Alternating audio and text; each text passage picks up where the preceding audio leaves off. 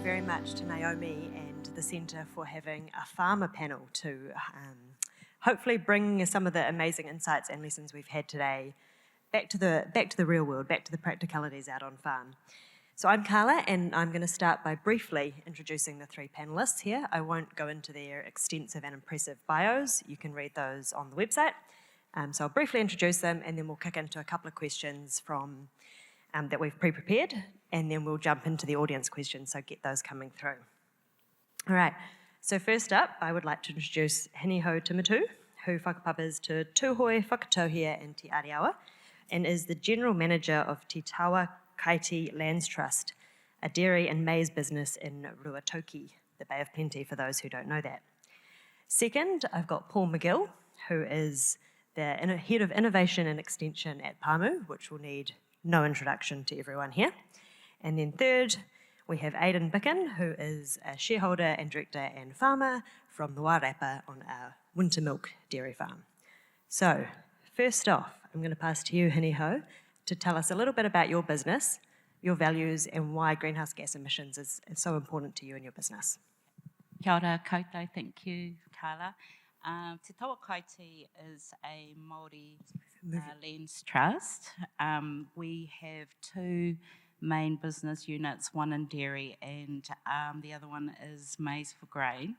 But we also have an emphasis on environmental restoration and intergenerational knowledge transfer, so pakeke-led, mokapuna-led. We are a values-based, we have a values-based approach across our trust. So emissions reduction and sustainability sit alongside production as part of caring for the whenua, the wai, and for our future generations. Perfect. Paul, you're up. All right, thanks. Ngā mihi nui kia koutou. Pamu Landcorp Farming Limited is a mixed farming operation, mainly core businesses in partial agriculture, so dairy and livestock. Also have forestry and a small footprint in horticulture. Spread across New Zealand, 650 employees, 112 farms, about 50 of those dairy, and then the other ones with the livestock, dairy support and horticulture.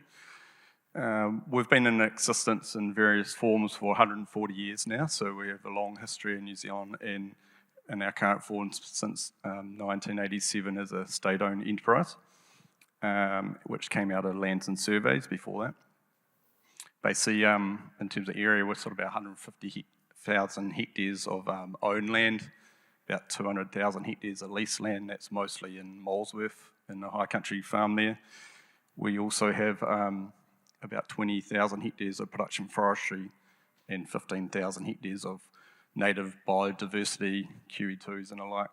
So that's basically our national spread across our company. In terms of the core ethos where sort of emissions reductions and sustainability sits, I'd just say that it's like embedded in all our strategy. It's I was looking at our strategy on a page and it's right there from our purpose through to our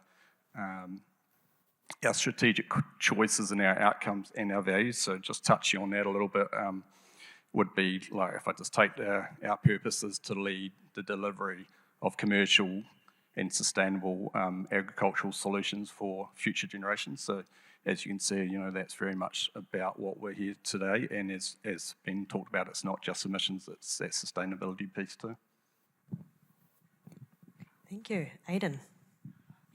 Kia ora, I'm Aidan Bichan of Kaiwaiwai Dairies. We're a 6-shareholder, 33-year-old equity partnership in South Wairapa. Our business is involved in food production, predominantly 1,050 cow split calving, winter milking dairy business, but also a significant dairy beef operation and also electricity generation.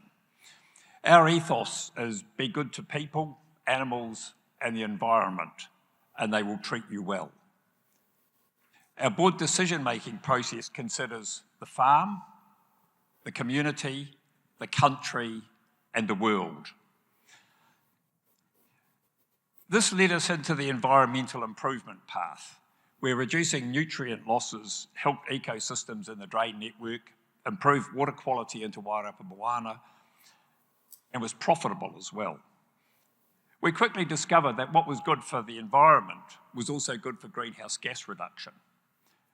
And so we began a journey of learning, monitoring, and leadership. Overseer, and more recently the Fonterra Insights report, have provided monitoring and benchmarking. After all, you can't manage what you don't measure. Dairy NZ's climate change ambassadors have provided us with education, a sounding board, and the opportunity for leadership. We learned that reducing waste is the first step of the journey, including less empty cows, fewer replacements, less illness, better feed utilisation, less fossil fuel usage, and increased per cow production. And some of that stuff's actually not that hard. Fantastic, thank you. So as you can see, a very impressive panellist up here. So let's get into it. What kind of emissions reduction actions have you all taken on the farms you're working with? And what, if any, positive and negative trade-offs came with those? Open to whoever wants to start that. Maybe we'll start with you, Paul, and work our way down. Thanks, Karen. Yeah, look, we've done a lot of different things in this space. I think just pulling it back to a high level to start with, as been said today, quite a lot is it's not just about emissions reduction. So, you know, we have a sustainability plan. Sam Bridgman's our head of sustainability, so that looks at climate, fresh water, and biodiversity as the key areas. So then coming under that into climate, you know, it's around the adaptation as well as emissions reductions, as been mentioned as well. So, yeah, there's been a number of changes around some of recent times around, mainly around operational efficiencies, some land use change with dairy beef coming in and forestry, and genetics. You know, we have been involved in the genetic space with the sheep breeding values development, and we have that in our index for our sheep genetic selection as part of the index with a lot of other things. The one I was going to touch on more specifically was some organic dairying. We partnered with, you know, partnerships are key, one of our key strategic choices. So we partnered with Fonterra and worked in some organic dairy conversions when that opportunity was there. And, you know, again, that probably wasn't specifically looking at climate. There's, you know, got organics is around a production system with less inputs and things. But, you know, there is a climate benefit there. So, yeah, we've seen that where I think the emissions reductions per hectare is about 25 to 30%. That's modelled for DSM with Baker Ag. And, you know, they're very profitable because it's a market targeted program that's paying a premium. I guess trade-offs around that, you know, it is less flexible. You've got less input choices. We've needed some dairy support land to support that, which comes into the mix there, and you just got to work through the process of conversion with animals and the land over a 3-year period. When I was approached for appearing in the panel, I thought, well, we haven't really done all that much in there, but then I wrote it down.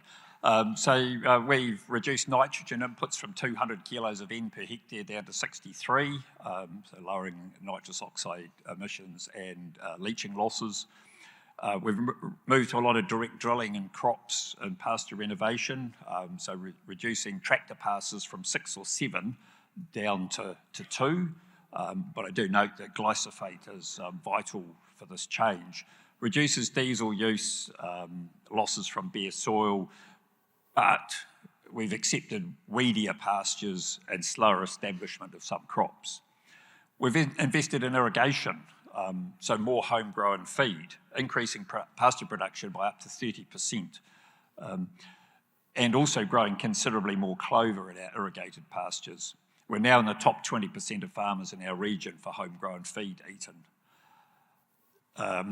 We've using SEC semen in our top genetic animals for genetic growth and beef into the laggards. But it's more expensive and has a lower conception rate, so it doesn't work for everyone.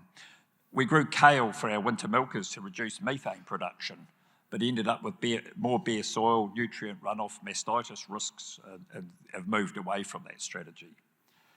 We've invested in collar technology to maximise the transition of cows into the milking herd, and also to monitor health and aid heat detection. We've invested in solar to improve profitability, improve our resilience in adverse weather, and to reduce our animal health risk. We're now extending that solar to include batteries to allow off-grid operation without needing to run a 200 kVA generator to operate the 11 kilowatt water pump. We've invested in electric vehicles and tools. For the farmers in here, is the electric grease gun is sort of the next best thing since the electric fence unit. We've got an electric side-by-side, electric PHEV ute. We're looking at electric quads, a telehandler or an electric loader. But they don't all work. We tried electric bikes. They were hopeless in the paddock and the staff wouldn't ride them. And the electric side-by-side fell apart under farming conditions. Planting trees, a bit of a challenge on many farms, but we've got many, many kilometres of riparian planting, plus an experimental wetland and a pond that slows surface runoff into the moana. Thank you. So the actions that we've focused on have been around land use optimisation. So that's a project under MPI, and as part of that project we're running a regen pasture trial, we've had some excellent results from that.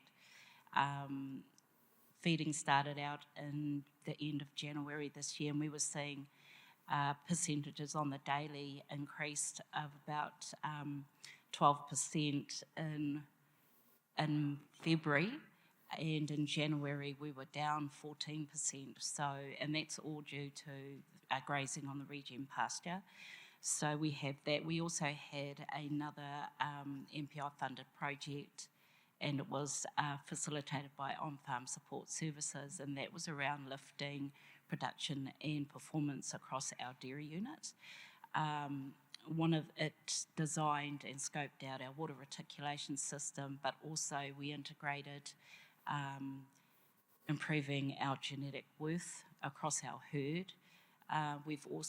We have halter across our herd as well, and the main reason for that was because we had very little to no infrastructure on our farm, so we had problems trying to keep our stock in, and the crazy animals from the neighbour keeping them out, and going across our herd and our heifers having calves in December. So we've got halter. We're increasing our genetic breeding worth. We've got the regen pasture trial. We've also got Farm Max modelling across our farm and our cluster of 4 farms through Future Farm Systems project. And what else? We've done quite a few things in the last 18 months to 2 years, in and around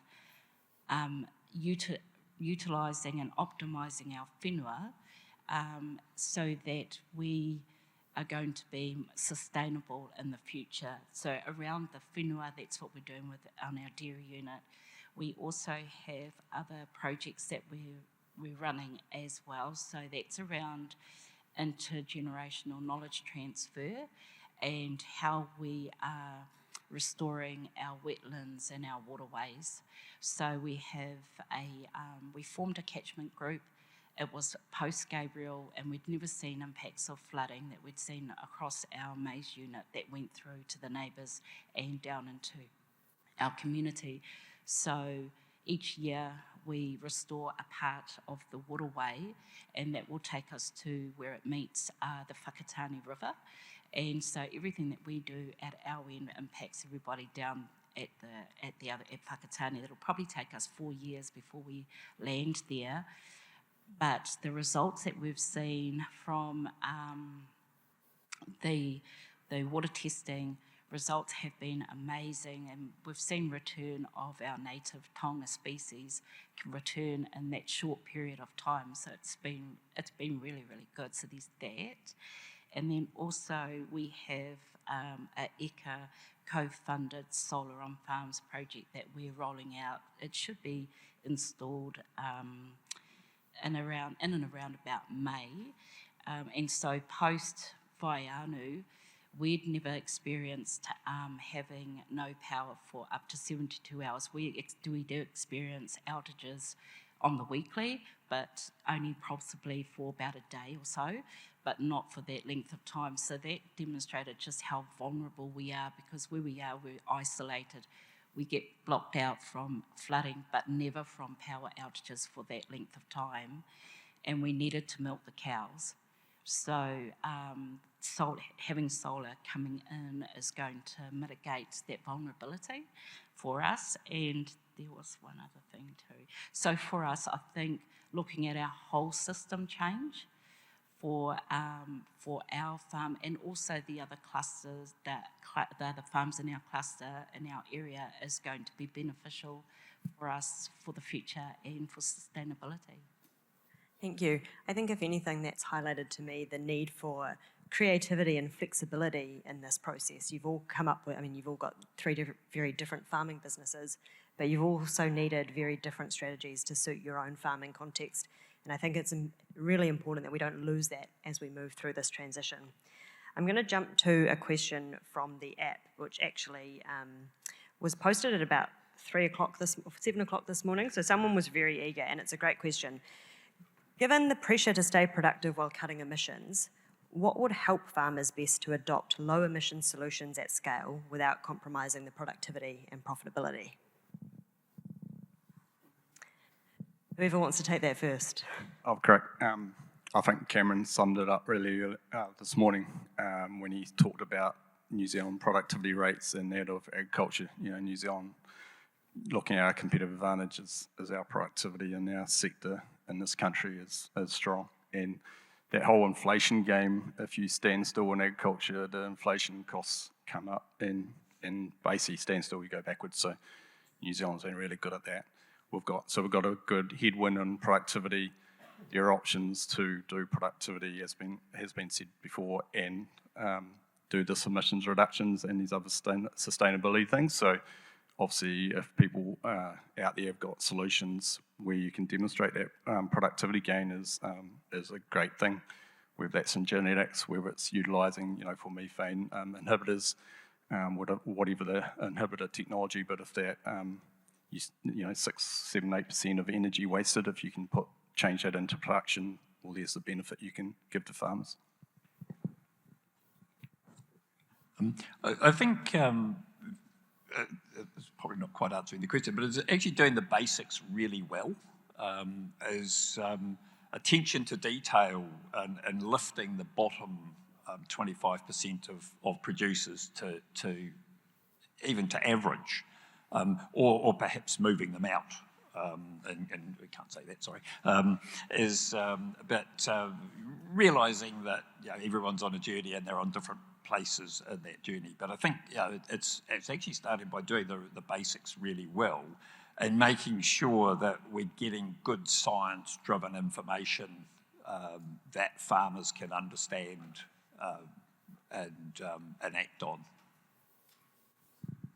I'd like to say that for our farmers, for the area where I come from, awareness and understanding, like broken down onto how they can implement it on the daily, will get their buy-in. Cool, and this is going to pick up on your point there, Aidan, around the bottom 25%. What's the biggest behavioural barrier for farmers around adoption? And I guess it kind of leads to the point here. We've got some very highly successful, highly engaged farmers both in the room and up here. How do we reach the others? How do we reach that bottom 25%, and how do we bring them on the journey? Maybe to you, Aidan, first, since you made the comment. I think some of the we've got to look at some of the barriers to that, and probably first up is mixed messages and misinformation. It becomes really easy to do nothing when conflicting messages come from political parties, local government, farming organisations and splinter groups. So I think that's probably the first challenge. And then the second challenge is getting the buy-in of those people. Everyone's got different problems on their farm, different challenges. We've heard different solutions just in here. So it's actually developing solutions at a farm level, not at an industry level or a country level in there. So, farmers don't think about greenhouse gas reduction in isolation. It's part of a farm system. And I'm a systems person. You've got to think about all the interactions that go in there. For example, there's no point in using sex semen in your herd, or little point if your empty rate's sitting at 20%. You've got other problems. I think that's you next, Paul.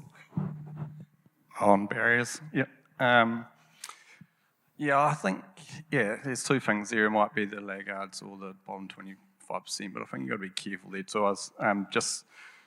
I put into Copilot last night what's the definition of agriculture, and this is in simple terms. You got to anyway. In simple terms, agriculture is how humans use land and plants, livestock to produce biological resources for society, balancing productivity, economics, environment, and environmental stewardship. And I think, as Aidan was saying, like different people have different focuses, different goals, and we've just got to make sure that, I think that diversity is good. And you've got to look at what Aidan said is just that, it's not all about climate. There's a whole lot of other things and working on those positives to bring people along in terms of what their goal is or what their values are. And another way that we try to bring our people along is by using our values and our po, and because they can relate to it and connect to it, and bringing that into our workplace, we've found that has more buy-in, so they can see what they're doing here adds value over there. That works for us. Yeah, I think so. Not only is it the creativity and the flexibility and the solutions, but also how we reach and connect with people throughout the journey. Right, I've got one final question, and you've got one sentence to answer this one in. It's drawing on a few of the themes that we've heard through today, but why should we lead? Why should New Zealand farmers lead in this greenhouse gas emissions space? I think global warming is real. If we don't lead, who will?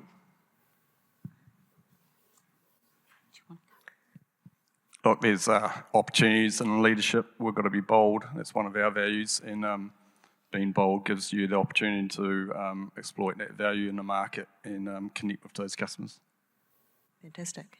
And for me, I'll just wrap this up in a whakatauki.